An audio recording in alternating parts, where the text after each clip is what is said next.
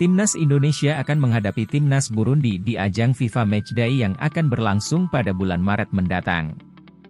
Kabar tersebut telah dikonfirmasi oleh PSSI.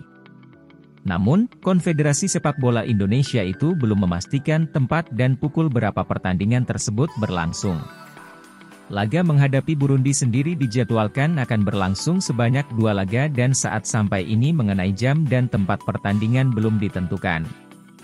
Nantinya, laga Timnas Indonesia versus Burundi akan berlangsung di tanggal 25 dan 28 Maret 2023 mendatang.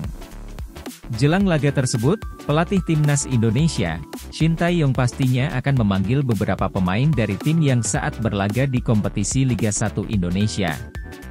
Pelatih asal Korea Selatan itu, pastinya memanggil pemain-pemain yang saat ini menonjol di tim yang mereka bela, khususnya PSM Makassar yang saat ini berada di puncak klasemen sementara. Pengamat sepak bola Budiarjo Thalib menyebut beberapa nama pemain PSM Makassar yang layak mendapatkan panggilan Timnas Indonesia. Dirinya bahkan menyebut lebih dari 5 nama pemain.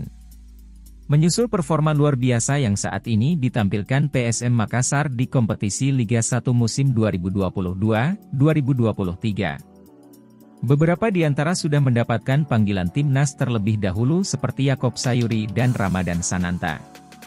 Sementara nama-nama lainnya juga layak untuk mendapatkan panggilan menyusul performa baik mereka di tim.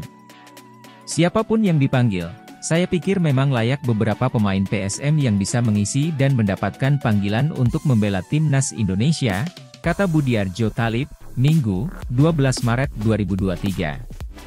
Mungkin seperti Ramadan Sananta, Zaki Ashraf, M. Arfan, Ananda Rehan, Yakob Sayuri, Yance Sayuri, Rizky Eka Pratama dan kiper Reza Arya Pratama, ungkapnya.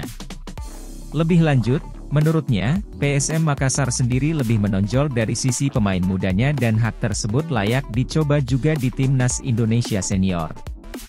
Dirinya pun berharap pihak kepelatihan di Timnas Indonesia harus bijak dalam pemanggilan pemain nantinya. Terlebih nama-nama tadi yang ia sebutkan sudah menunjukkan performa yang luar biasa di kompetisi musim ini.